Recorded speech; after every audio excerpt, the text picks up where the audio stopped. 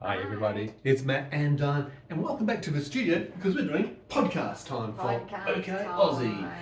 Welcome first of all to all our new and recent subscribers to the channel. Thank you for subscribing, guys. Really appreciate it. If you are new and it's the first time you're seeing us, don't forget to subscribe and hit that notification bell so you can see more of our content as we go through.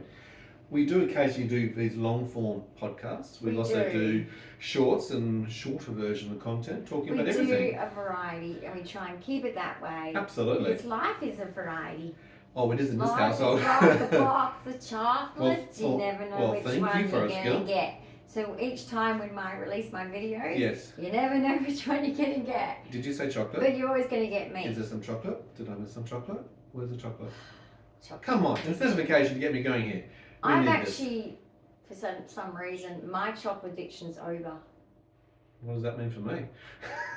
That's more not chocolate right. For you. Well, there you go. That could be a good part about it. I like that. Now, I'm just not into it at the moment. Well, that's I've been getting into my fresh stuff. We're changing diet for you. I noticed me the other day. I was, typical ADHD. I had my lunch in front of me and I'm doing something else and I'm like distracted. So I'm every now and then taking a bite of my tomato and my cucumber was a snack. And before I knew it, my cucumber was finished. But I had beautiful teriyaki sauce. I was not dipping. You forgot to dip. I was just enjoying it so much. I mean, I love fresh There's a process food, here. But I just couldn't be bothered with the process. She's so easily distracted. Now, to fill some of the gaps in for those who are new, Dyan does have this chromosonal disease or disorder, shall we say, called 22q11.2.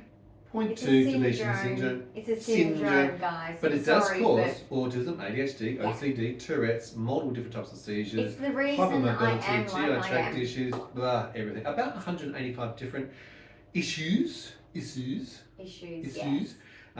what we see and what we deal with. So anyone with disability is welcome here. Just know that. Doesn't matter what you've got.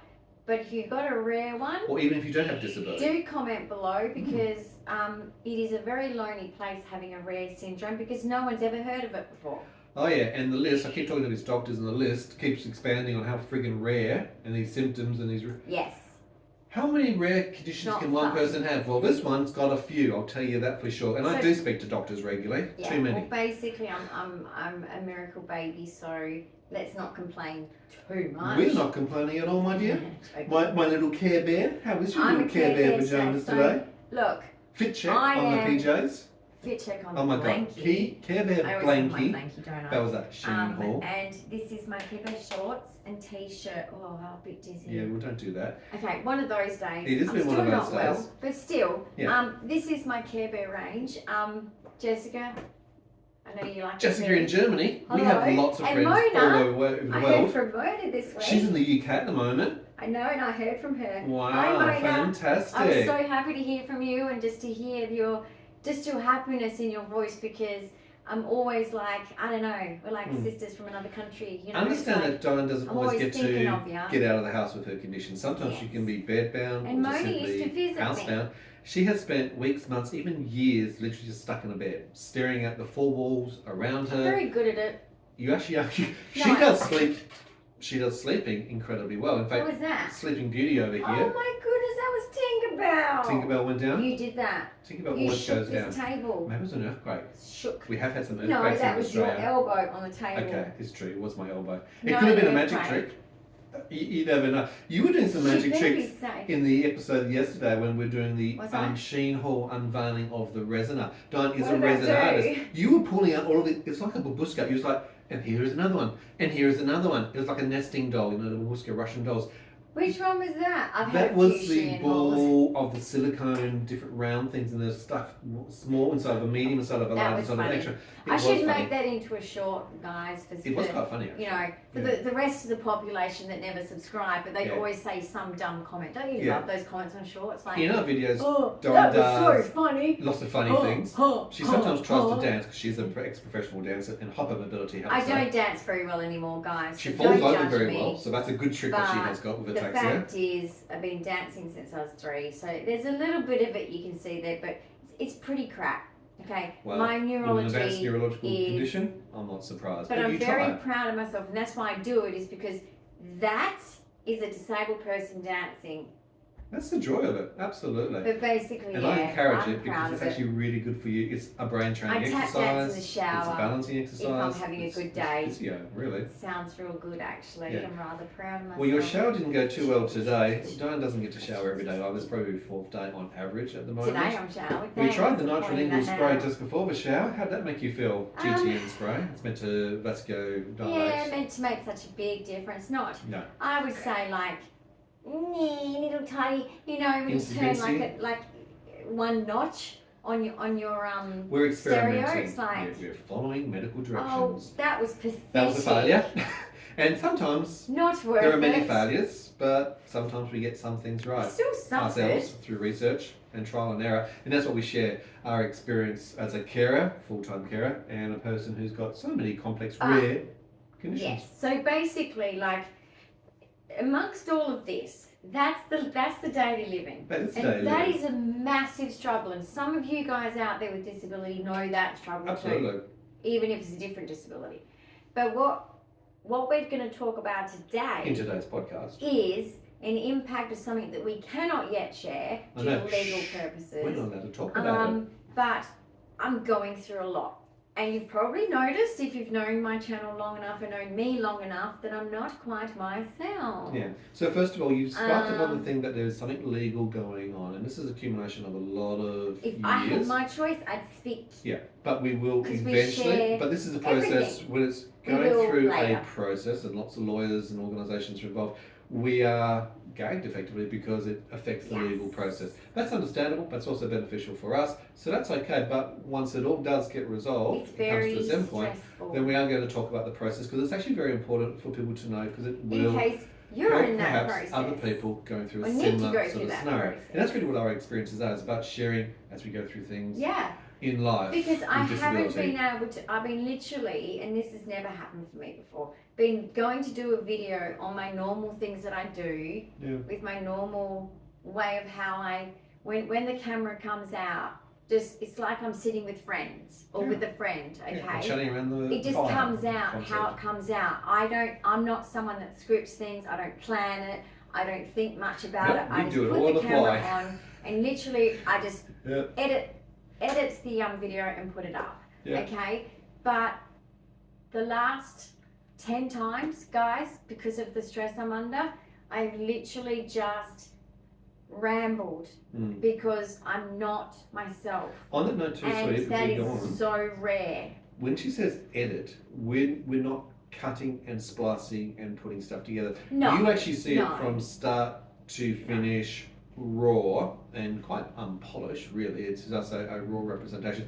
It's our style of doing it's videos, just making sure you can actually which you can see is very authentic, but it's also the most effective and efficient way for Dyan as a project to be able to manage this. So she's not having to spend extra energy, which she doesn't have with her energy envelope. It's not high-end editing, guys. It's not like professional editing, and I never will. Sorry, but like, it's as good as it's gonna get, ladies and gentlemen. And I think everyone's happy with that. The volume I'm not happy with, but I'm sure you guys. Well, again, we don't have expensive equipment or a studio. I have a $500 laptop that keeps dying on me because it's 8 years old. I was going to say it's a few years old. 8 years old. A bit like that. I've resuscitated the laptop as much as I've resuscitated her. 2007 used to be my little car. But anyway. And now it's my little car, so no. Now it's yours, because, But anyway, I want to talk about how I'm impacted. So there's, because of those things I can't talk about, it makes it hard. But what I will talk about is what I'm going through at the moment. Absolutely. On top of the fact that I have going through here sickness in this household. And yourself as well. So first I'll speak about what my mindset and what's been going on for me, and then I think you should add in yours, because you've got a lot of stuff because of me that you've had to be doing. So for me, I have felt, look, I have no issue with what I'm facing, in the sense of I'm confident. But that's not enough in this situation, because in life, things don't always turn out fair. Oh yeah, we found that out the hard way, haven't we? Okay, people do not always tell the truth. Correct.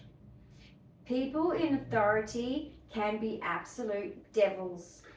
Yep, self-serving. Okay? Our life does not matter to anyone else anymore. The world is a different place. And your life doesn't matter to other people anymore unless they are invested in you. I'm going to interrupt you for a second, because I actually remember having a conversation with a certain medical professional only a couple of days ago. Right. Who actually, I forgot that part of the conversation. It was an hour and a quarter conversation, as it was. A very long time to be on point. But one of the things that he did say, which just flashed back to me, was that, look, in the old days, we would have simply said, put them out to pasture and shoot them. And it's like, you're saying that about patients. Me.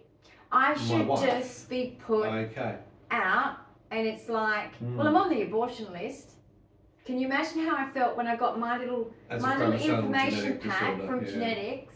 I know that the ladies there are lovely. I believe that they would never want to harm me in this way. Absolutely. But that's the government's pamphlets, and they sent that to me. I did not need to know. The person with the syndrome. With the condition. You told me that I am on the abortion list, which means you recommend that to people who have people like me. And then you want to put me out to pasture. So because I'm not a slave in the work system, which we have enough people working, guys, don't fall for that rubbish that there's not enough workers.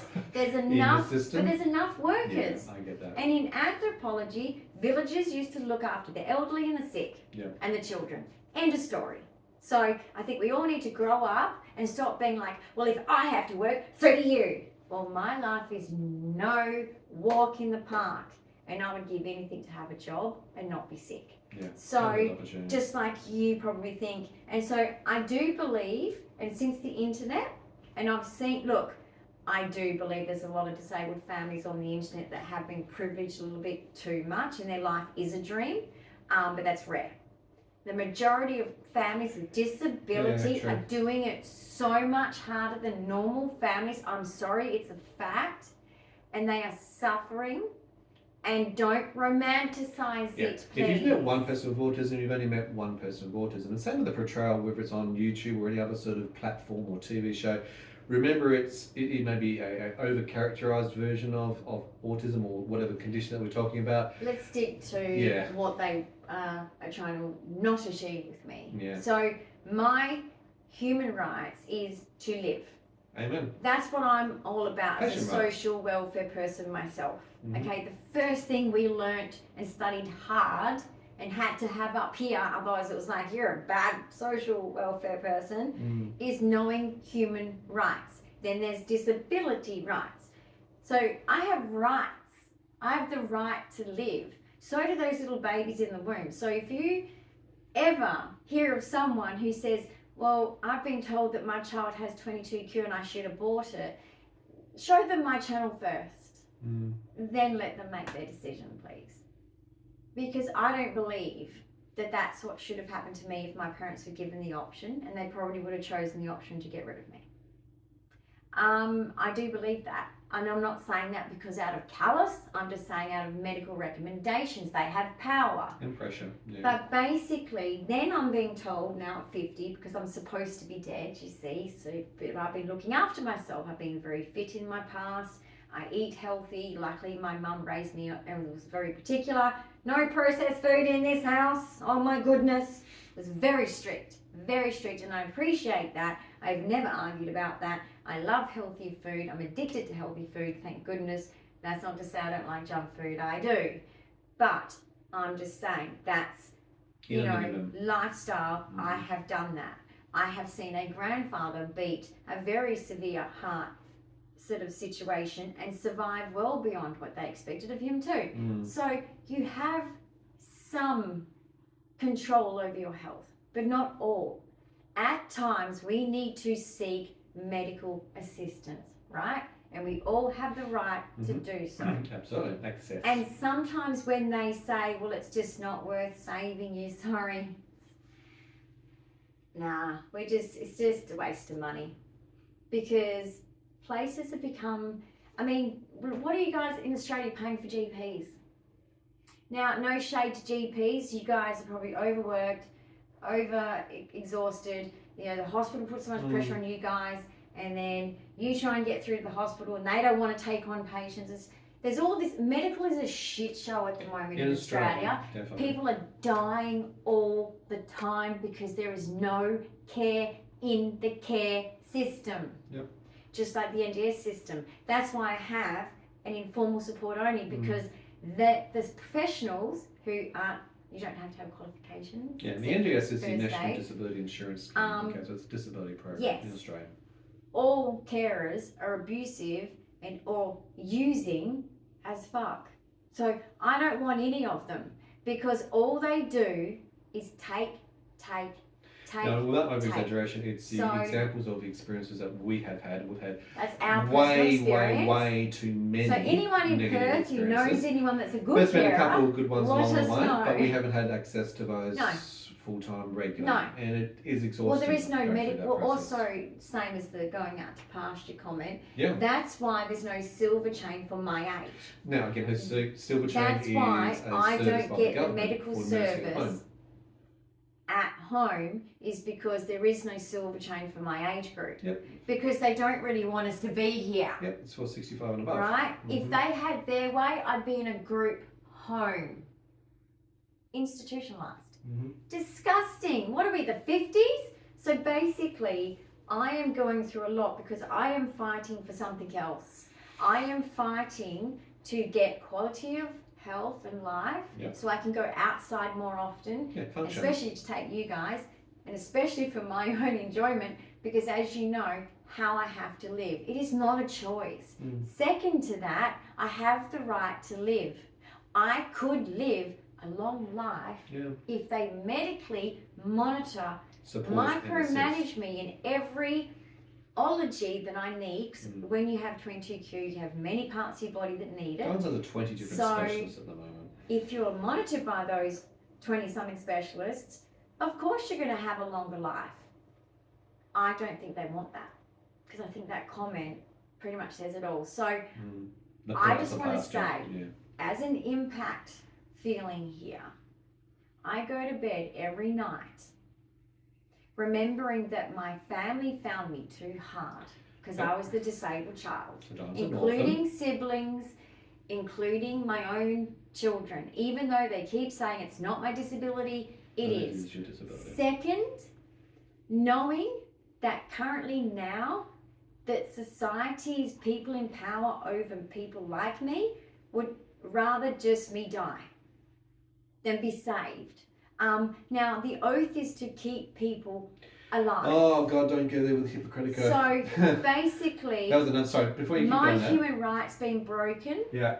And I'm having to sit and I feel, and I know that the people in the process that are helping me with processes, going through my journey of accessing healthcare, are thinking they're helping. And I'm not saying they're not.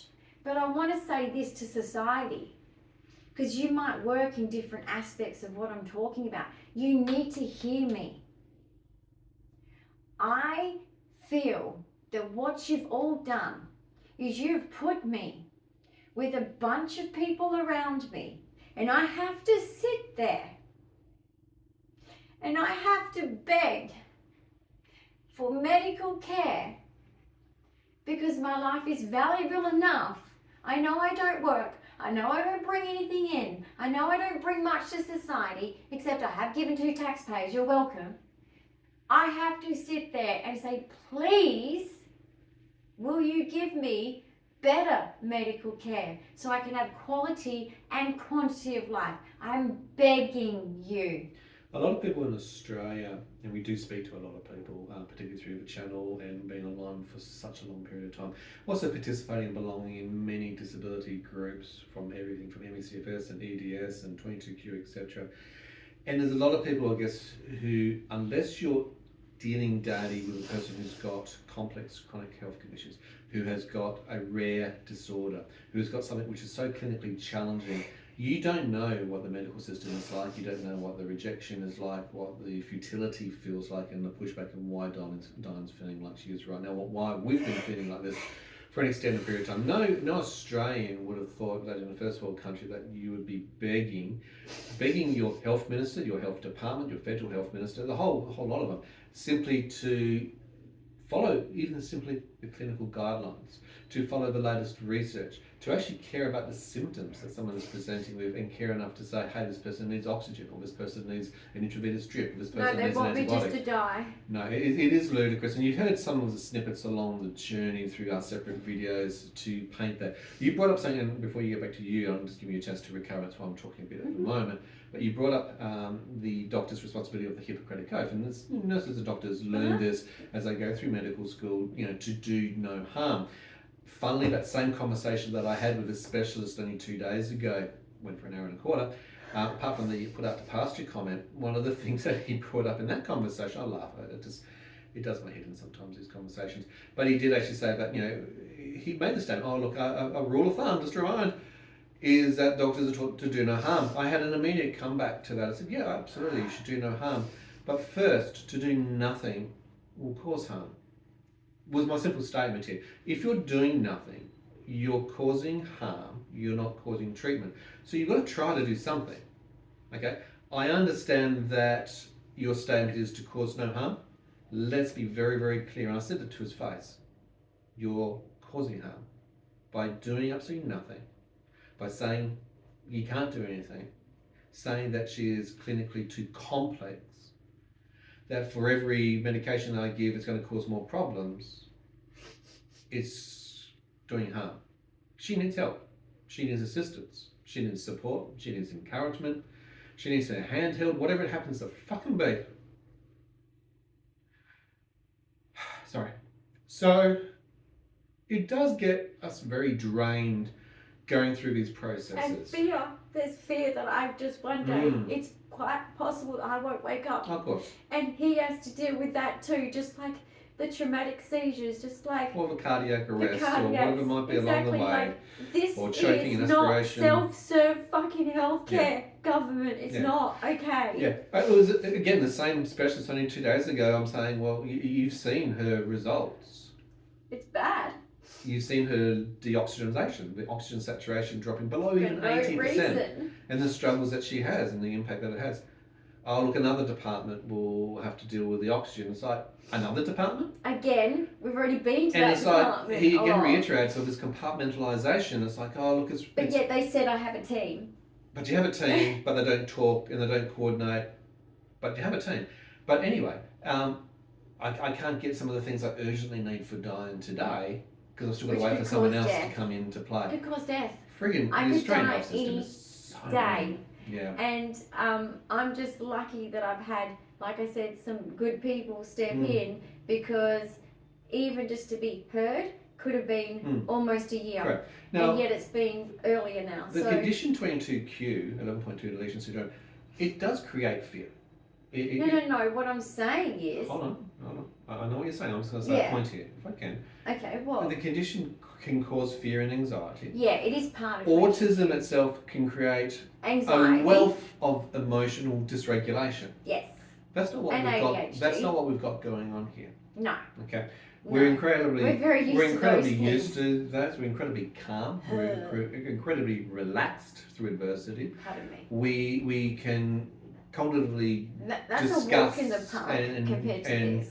Combat the system. Well, not really. It is hard. It is incredibly hard. It's actually a massive toll to navigate through, and no one should have to actually do so. So this is not oh my God, these people are just stressed out. No, we've got due course. We've got more rational reasoning, particularly when the same doctor I was talking to is saying how complex your condition is, how I don't know how to manage it. Yeah, because they're not a 22Q specialist. Bingo. And they refuse to give me one. And we don't have that where we have two children's one, which could see me. In the Perth Children's Because otherwise I will die, guys, without ever seeing a 22Q specialist having 22Q. So just because I'm late diagnosed, my country doesn't think that I deserve at least one appointment with a 22Q specialist. that's pretty disgusting, dangerous. They have not completed the list of what my geneticist wanted done. Initial testing requirements for the condition hasn't been completed. And in fact, nowhere near the same clinical guidelines that have been provided by the clinical services director, they're not following. So it's like, I give up sometimes. It feels like I'm banging my head against what this I would brick say wall. about the fear, so when I said fear, is we constantly have that fear, which no one should go through, is dying at home. Unprepared. Okay? No one should face possibly, I'll die in a corridor in a hospital that is the hospital that caused it, rather than being able to be prepared for it, prepare my loved ones for it. This is not a situation that is manageable by lay people without the right supports. And we're currently in an era where everyone is, and in some ways I understand why, and I get it, but everyone is very selfish at the moment. Everyone doesn't care about anyone else at the moment. But the problem with that is we've got some really bad stuff. I'm not the only story. We've got some really bad stuff going on. You need to talk about it. So if you've got something, or you know someone else has got something, people need to speak out, because this government is getting away. This health system is just going to kill people. The health system's gone to the dogs. And the prioritisation by the Australian government is certainly not. It's been commoditised. Public hospitals You've just come out of things such as the Disability Royal Commission. It actually extended. It extended from 2 years to a 4-year exercise. They've made something like 212 recommendations, of which only 12 recommendations have been actioned or considered. That means 200 things have not been touched, considered, or can't be done. You've been through not only a Disability Royal Commission, but a review and a commission of the NDIS services itself. That shows a complete and utter failing of a system that's we're still finding the rules, struggling for money now and rorted because of it's the business people, privatisation, it's not us. not the actual participants mostly. And that's really there's only disheartening. A small amount. You've been through an aged care review. Now, you're that's on the cusp overdue. of not only been in disability for so long, but you're about to step into the aged care model because of simply aging out. And then you've got to think, oh, look, I've just gone through all these things to resolve, fix, and get through disability, but now I'm going to deal with aged care, which is also struggling and not coping. Correct. Wow. So Australia, in the areas where people are telling you very clearly that there's thousands of stories. The vulnerable, you don't give a shit about. No. And you know why? Because they're currently not working. You are selfish and you treat your citizens like slaves. I was listening last night We are sovereign citizens. I was listening last night to 60 Minutes. And that was an episode on an Australian icon, Elle Macpherson. And look, she is a famous super runway model, she's right back stunning. from the 70s, 80s, effectively. Like and look, we know her as an iconic history. She's been in America lately. She's in a lot of ads. But the 60 Minutes article was quite clear in, I guess, what she's talked about with the Australian health system, and she's lucky she's in a position that she's got this. American now, or in America. Talked to 32 different doctors on and cancer. That's also Australia and also America. In all different countries. And it really highlights, and we've seen this with people like even Yolanda did. She did that for her condition with Lyme. And she did over 100 different specialists over a year.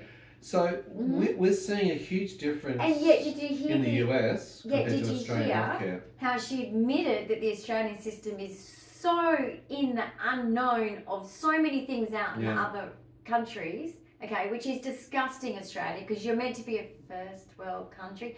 You act nothing like it. So Elle Macpherson, thank you for pointing that out, because it's so freaking true. And second to that, I think that the fact that she's got the power to consult with 32 people, compared to a lay person, and she's pointing out. But what I found interesting was the Australian investigator, the news journalist. I thought it was funny how she tried to, I'm going to rip her down now because she's just attacked our system in our country and she thinks that she knows how to cure cancer.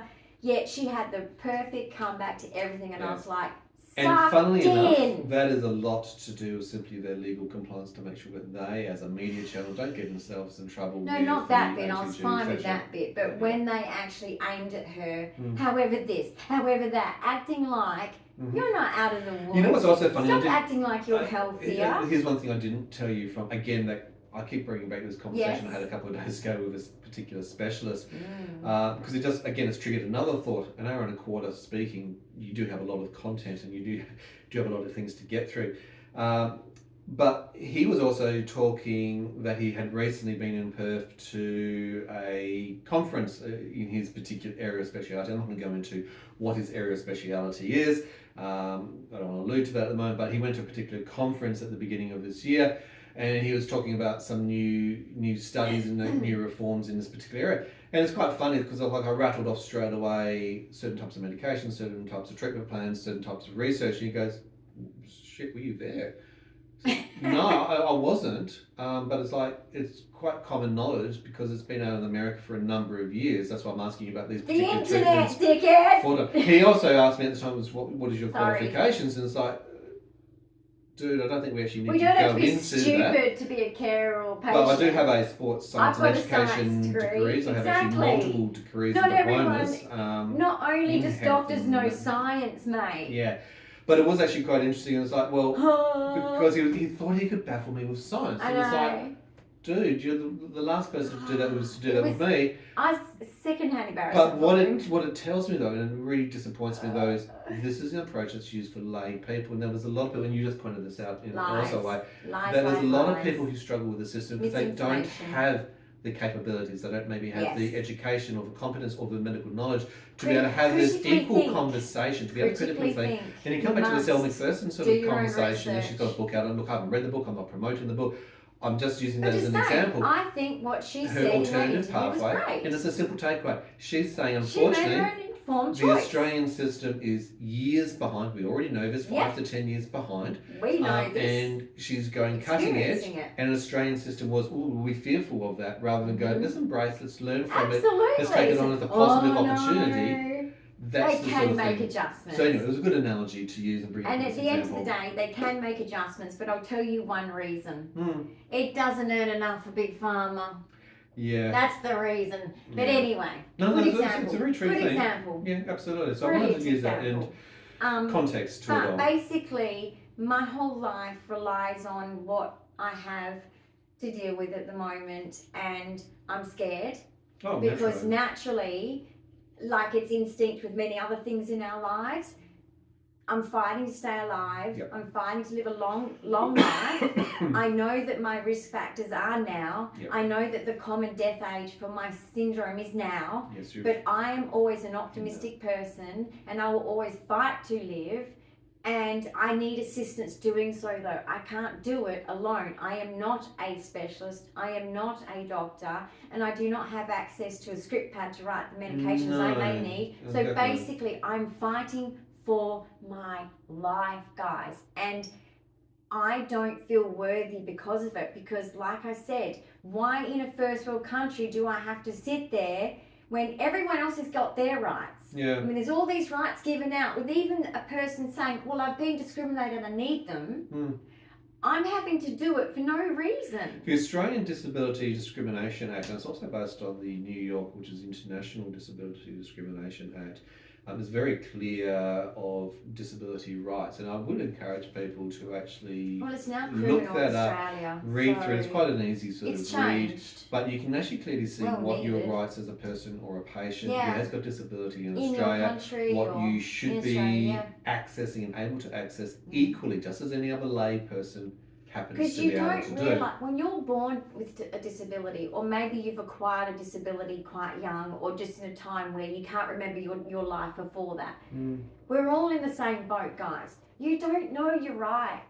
No. I promise you. You think you do? I studied it in social welfare to represent other people's rights. That was my job. That was the main key point of my job. Isn't that to advocate for human rights. But look at the irony of that. I know, and then here I am, and now you're having to utilise it yourself. For my human rights, my disability rights, and I'm just stunned in a first world country that my grandparents, my parents said, you're in the best country in the world. No, I'm not. But this is what makes you such a great advocate, and it's also helped me in the area of advocacy in the Australian health system or the Australian disability system, It's because you've studied that firsthand and you know those rights, and you know that because you're there to represent. Well, your as an clients. autistic, it's the only way to know that it's wrong. Yeah. That's why I'm so like, hang on a minute. Well, autistics are very much wrong. justice warriors in the first place. Yes. You know what I mean? So I go to bed at night feeling worthless. You do. The injustice is getting to me. It's such a struggle for you to get to sleep. And also the fact that my social age, as you guys have had it explained, and I know it doesn't appear on camera, I'm sure, but I have to sit in situations that is beyond my capabilities. Yeah. It's kind of lucky that I'm getting my checkups with my neuropsych and clinical psych. She's both, and she's a specialist in autism, ADHD, because I think I need that, because, you know, I don't feel, because my other neuropsych, like I said, 18 to 21 is my social age. I can't comprehend well, I can't speak well. So 22Q comes settings. with global developmental delays, intellectual developmental delays. Okay. Intellectual, expectations of a lower disabilities. IQ as goes on. Yeah. Be cautious in the presentation of Dyan. Dyan is very, very clever in what she has learnt, but to apply that outside of her special interests, including YouTube, even in just simple social interactions, she can be easily manipulated in things. Ironically, satire and sarcasm can go straight over your head. Every time, and some people love to do it repetitively because they're like, "I know, I'll get her." It's like, but only people that know me well can get away. So not only going to sleep is a struggle. Sleep itself. Sometimes I go into a panic attack. You do, and I'm you had having one panic again last attacks. night. No, but I mean like randomly during the day. Yeah. I am just literally finding myself having a remembering, like having a memory of some medical trauma or something, and then going, oh my God, they're going to kill me, or something like that, and I start panicking. Now I pull myself through. I'm very good with that. I've got many toolbox, because I've got a self-regulation toolbox, because I'm autistic and ADHD. Okay. But you're pointing these things out because some people may not have those tools. True. Some people have not got the toolbox built up on experience to know how to apply that, and they might be struggling. I know. Even more so. And I hope you're learning some of it. I hope I'm showing some of it, because I really can't say to you, because I'm too autistic, too ADHD, to actually step out and say, this is what you need to do. I really couldn't do that, guys. But if I'm doing it by accident, great. I hope so, because I would love to be able to share that with everyone, but I don't know what I'm doing. I'm just doing what, I guess it's like doing the same thing as what maybe a neurotypical does, is just doing what makes you calm down, doing what brings you back to being balanced, regulation. Right? Feeling your normal self, feeling like you are you again, kind of thing. Not feeling like you have to be robotic or switch off, or you're angry all the time and you're staying irritable. That's not fair for the people around you. I'm not saying that people shouldn't be tolerant. They should, absolutely. Meltdowns. Once we hit meltdown, there's no coming back. That misfire has to go and run its course. There's no way out once it gets to that point. Sometimes if you get in early enough, you can turn it around. But if you can't, the person, like I've had more meltdowns because of the stress as well, because my cup is here, so then any other stress, because I've got other stresses, daily stresses, and then sometimes you have a random one soft stress that's coming in here, haven't we? And then bang, I tip over. Literally, because I am downstairs. Autistic. Yeah. Now it's also helpful to have someone who's quite attuned to you. I've known you for 33 years, been married to you. I know at least you can read my body language. I can read your body language. Correct. With you being autistic interoception, not being self-aware a lot of the time what's going on, it helps me. I can also see what things are going to be causing triggers, and can try and obviously provide a blocking mechanism. That defensive quarterback is like putting the blocks in black and redirect things away from you. He'll say something and I'll be like, hey, excuse me, stop getting up in my grill and telling me what to do with my life. And then I'm like, oh no, that's probably good advice. So, sometimes she'll resist, but it's difficult because when you are autistic and you need social direction, you need social stories throughout your day even, because I'm not level 1, guys, and so I need to be told by him, hey, this is going on right now, are you aware? And if you're not aware, here's, and we'll have a chat. Now, I have to do that. That's not easy when you're also an adult brain as well, and you're like, hey, shut up, don't tell me what to do.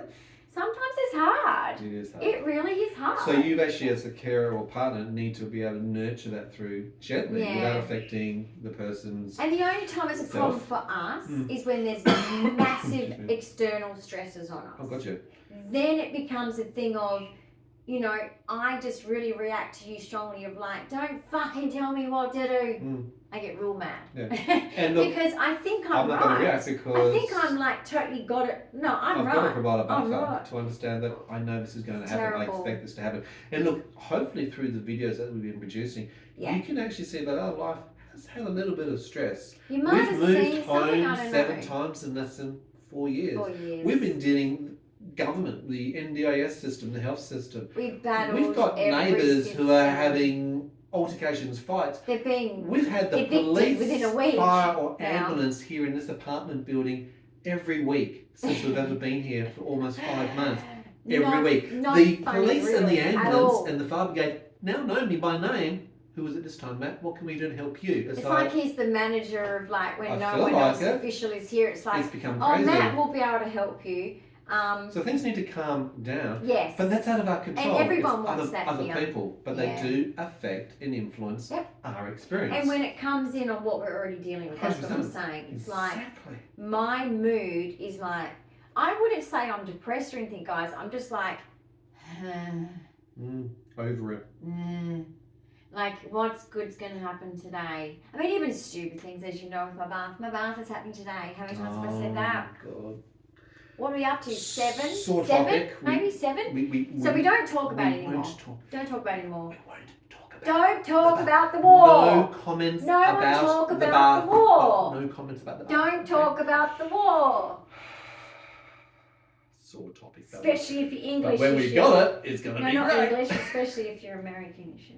Yeah. I shouldn't be mean Americans, but I'm teasing. But I'm just saying, World War II. Yeah. I don't know who was in Parliament then. Now we also use emotional regulation cards with you, apart from the social stories, to help also ascertain what emotions you're feeling. Where are they originating from? Oh, I found a How circle can we help one that has a lot more. A lot more emotions? Yeah. There's a lot of emotions going here. And I'm thinking... I'm just a male. I'm trying to juggle these things. It's hard to juggle emotions. Males have such a male brain approach to it. We're functional. We like to do problem solving, you know. Can I say effective something solutions. though? Of course you can. Because you will.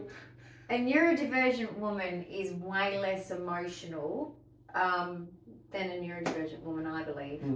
I think that when we're unregulated, that's different story.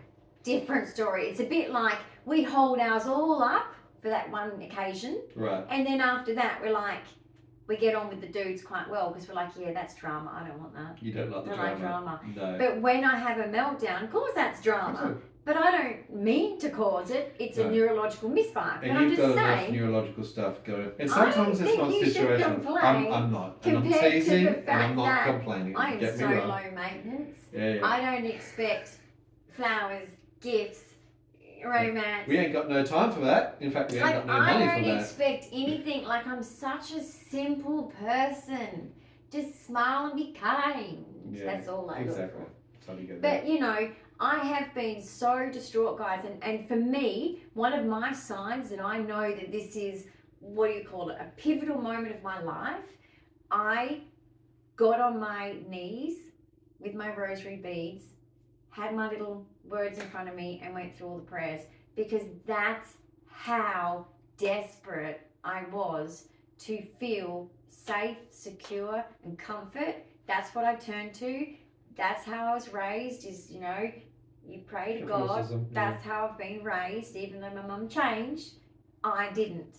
And so I was there, and that's what and I know when I turn to that, for you, because it's not like I don't pray anyway any other time. I don't just pray when I need something. No. I'm just saying that I know that when I go to that level and I'm crying through it and I'm begging God to intervene and help me, that's when I know that's it's a significant time of my life that I'm never going to forget.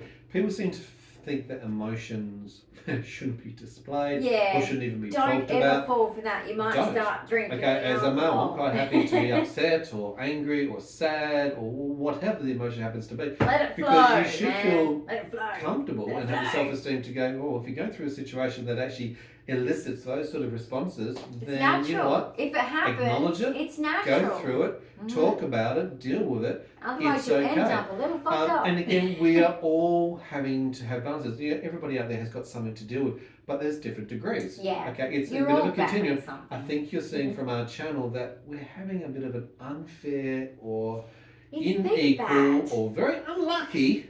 And look, we're not saying I was speaking to the village, so to speak, but it is true. We are having guys. This is like, what the? I spoke to the SDA provider on the stairwell. Yeah. And the reason I was on the stairwell outside because I was racing past her. As I was going to work out where this fire alarm was going, one of the fire alarms was going on, and to deal with the situation. And I came back after dealing with the fire situation. She just looked at me and goes, Matt, it's threes, okay? You've had this, you've had this, you've had this, just today. We've done the 3 for today. That's it. There's going to be no more things. I said, that's lovely. Does that reset again? You don't know because my life. We may have done 1, 2, 3 That's things today. Tomorrow, that's just today. We'll do it again. Is it going to start again? It is. We get it every day. We get it every day. And she does know some of the things in context to where we're living and what we're dealing with. But jeez. But we do get 3s every day. Yeah. We do. And it's not always us, guys. It's out there, right? And you guys know that. I mean, look, I think every country's seen a lot out there that we don't normally see. Mm-hmm. Times are changing. Yeah. And that's not because we're old. No.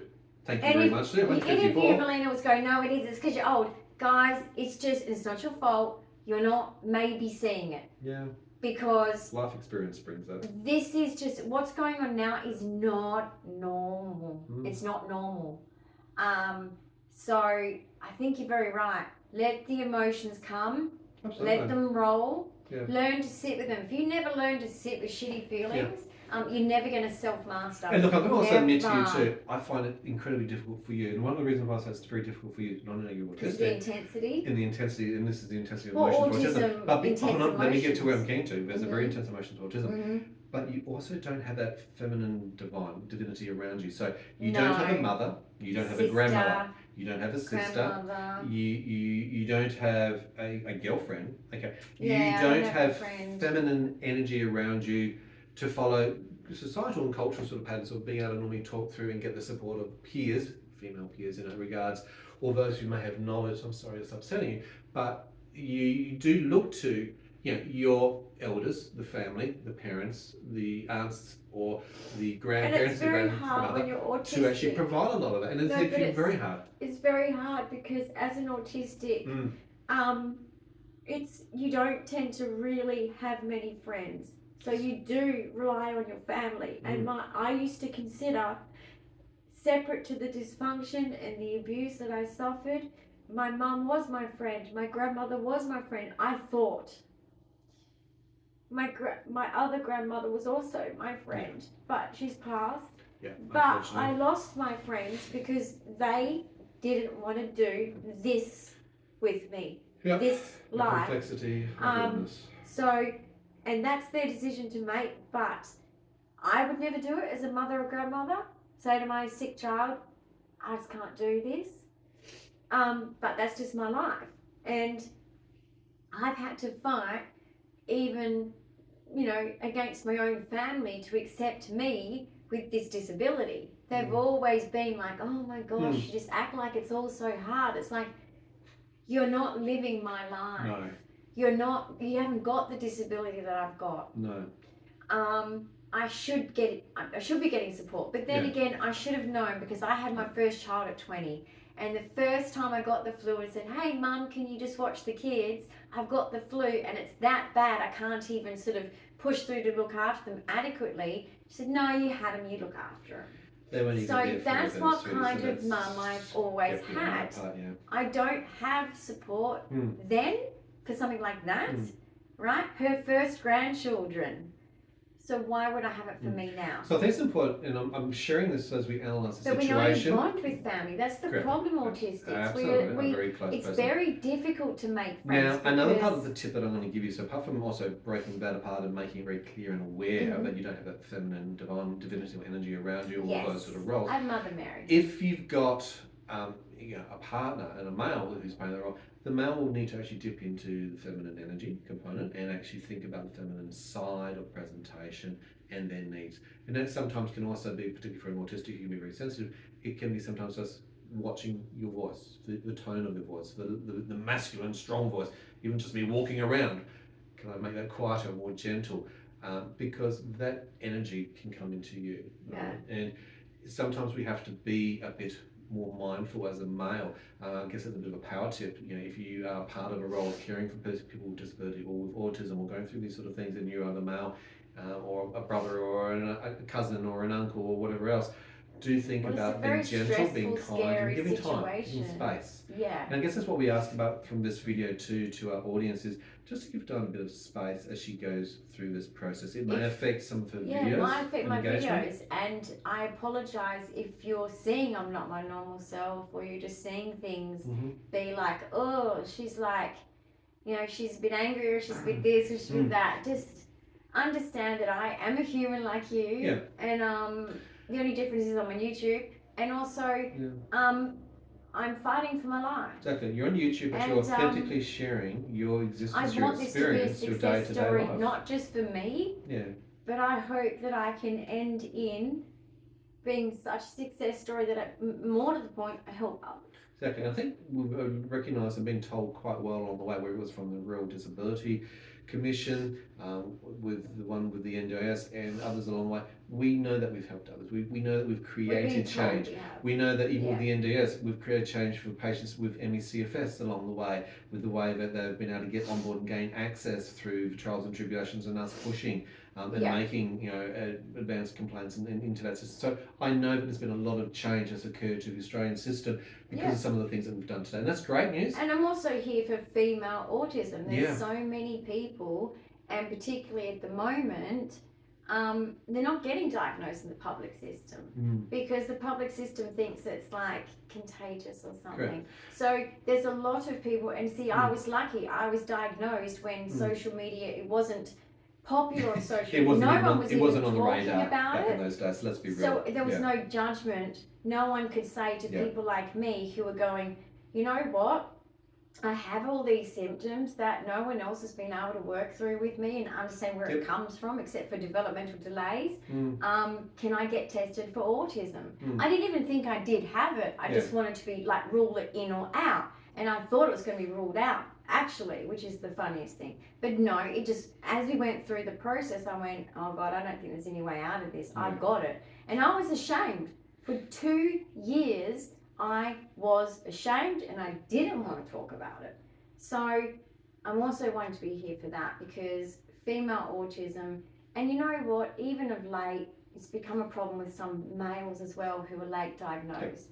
And I want to honour that as well, because I'm now hearing and noticing that there's been a whole bunch of men as well that were missed. And particularly those who are more so high functioning. Because men don't talk to each other. See, us women, we do talk. And I just want to touch on that but the men don't. briefly at the moment too, because even though you're going through a lot of these intense sort of feelings and you're good at outwardly showing that, myself, I'm not so good at outwardly showing that. And I'm always seen as a very calm, collected, very capable person who can go through any sort of crisis and many emergency situations as we've done. It's still hard. But it's still hard. And guys, and particularly in Australia, we find this too, and particularly for males who are autistic in Australia, we find this. It really does show that you do need to tap into those males. You need to be mindful that they might be struggling, might not have the opportunity to have a voice. They might not have a friend or a father or a male figure in their life as well who can. And even look at, it might be your grandfather, it might be your father. If they're showing autistic or ADHD traits, even if they're not diagnosed, and you don't have to even say to them, hey, you know what, I can see your autism because I'm autistic. Just sort of say to them like, hey, and try and connect with them on those traits without even saying it. Or if you know they're going to be open to being told, do you know that, like, you are quite likely autistic because of A, B, and C, and open the conversation with that person. Out of that cohort in Australia, I think the research was showing the other day, is one in 12 males will have no friends. They'll have no friendships, no supports, and that leads more to can I say something here too? So be aware of that. I know support lines for that. Yes, and also I want to correct the stats. We're losing more men. Do the stats. We're losing more of them. And I can understand why too, because the system is there to beat people down. It's unfortunately not tailored to a lot of people who actually are in need, and those are also the ones who can't always speak or advocate for themselves because they don't have the words, they don't have the capabilities. Well, can I say this as what I've seen in new age marriages, and I'm all for equality and I'm all for the changes. If everyone's allowed to have the people that decide what relationship is going to be is the two people in it, okay? Exactly. There is no wrong and right. But the fact is, okay, a woman tends to walk away from a man who doesn't have much to offer because he's having a hard time. However, a man is more likely to stay with a woman who's having a rough time and not doing so good. There's a problem there, okay? When you, whether it's marriage or whether you're not into marriage and you're just committed relationship, it is not fair to say, well, you're not getting off your butt, you're not providing and you're not coping, so I'm going to leave. That's just the same as if it was you not coping for whatever reason, whether it's autism or whatever, and not having a great time because of whatever, and your partner, your male partner going, you know what, I'm just going to leave. Like, you're just not up here where I want you, but I'm just going to leave. It doesn't matter which way round, but just know the majority of men are the ones that are getting, you're not good enough as a husband. I remember the statistics for ME/CFS patients. Now, Dyan's had ME/CFS for over 30 years. ME/CFS is one of the largest males with fatigue syndrome. I have seen acutely that probably about 85, even up to 92% of females, if they've had the condition longer than 10 years, will tend to not have relationships, partners, even sometimes family. They'll have huge losses because the longer term use of the chronic condition has gone on. People lose patience, that's the biggest family killer is ME/CFS. Wouldn't you say so? 100%. Absolutely. I'm sorry. And this is internationally. I've seen that.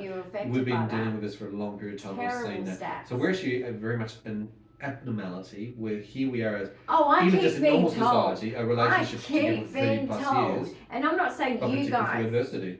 I actually had a nurse. I was standing over Dyan. I'm sorry. I was in a hospital, standing over Dyan in a PD ward, holding on to her as she was seizing. I'd called a code to try and get support to her. And during this situation, as I was giving medical information to the crash team around me, I had a nurse who had the audacity to say, geez, why are you still with her? Fuck off. Seriously, the audacity. Some of you people just, sorry.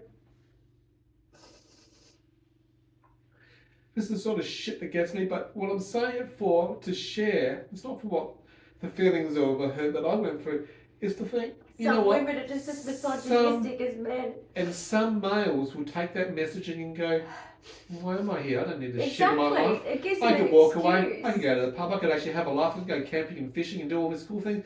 Yeah, maybe I should do that because, someone's saying I should. Watch what you say. And it makes me feel guilty because I want don't feel guilty. No, but I want those activities for him. I cannot believe and I know the guile of some people to say shit like that. I know, but anyway. I know that I've impacted my children's life and my disability. I've impacted your life and my disability, and it's really hard. But whose fault it really is? Yeah, for not getting the support is the fucking government, institutions. Exactly. All of them. How can you fall through the cracks? How the fuck did you do that? How can you have over 600 seizures and not have medical oxygen? So you are blaming a man for putting up with it instead of taking responsibility for the failing towards me to support my family and myself. Yeah. Well, as we bring this episode together, which has been highly charged, emotive, and a few things going left, right, and centre. I'm sorry we can't talk about the core of what's happening, but you will find that out soon. As soon as we can. As things happen. Whatever we can, we but will. We wanted to share where we're at journey, emotionally, mentally with this, so that you can see, and we are transparent. You can see that we give it warts and all, okay? And but I wanted you to know, it's real, because I know that being an autistic, I'm so honest, and this is a really difficult position to be put in, because autistics just, everything just comes out, right? We are not good liars. No filter. Or there's no filter. So yep. I know that if in my videos I seem frustrated or I seem some kind of mood, please hold space for me and just understand. And I don't know if you see anything in the comments, maybe direct them to this video. But I just wanted to make sure you guys knew, because I feel like I'm being dishonest by saying nothing. Yeah. Because I know that I'm being affected. I can feel it. I've not felt this bad in years. Yeah. Years. Yeah, it does feel frustrating to not be able to talk about certain things legally. When it's convenient, isn't it? It's so convenient that they get to control sometimes the dialogue, and it's like, no, that's not right either. But anyway, when you're virtuous and you want righteousness, it's like, it grates a little bit. So guys, give Dyan and myself a big thumbs up of encouragement, because we are going through a bit, as you can see. Please do share your comments and thoughts below. And I think we should be proud of ourselves for getting where we've got. Absolutely. Between the two of us in different ways for different reasons. And I also thank you for stepping up, because you supported me and the kids, your kids, as well as me disabled, on your income without government assistance, guys, for 25 plus years. So, I don't think that should be looked at lightly. And I think that the government should say fucking thank you. We tried to just stumble on through it ourselves, and that meant, being at hospital most weekends, coming home from a hospital at 4 a.m. in the morning and then heading off to work literally at 6 a.m, having only had a couple of hours sleep. A lot. God, because that's hard lifestyle. They failed. It really is. Because they failed. Really hard. Because they failed. Yeah. Okay? So, we didn't need to go through all of that at all. No. They failed. And if I could trust in the system, if I could believe that they could actually help, then I would have a career. But the problem is I don't. And when I'm actually having doctors tell me that, putting their hands up going, this is too complex, this is too hard, I don't know what to do. It's like, well, shit, if you don't know what to do, I don't know why you went to medical school, because I'm at least trying, okay? I'm giving it a go, and I'm willing to try really, things. Really, it's they won't do anything. Yeah. They can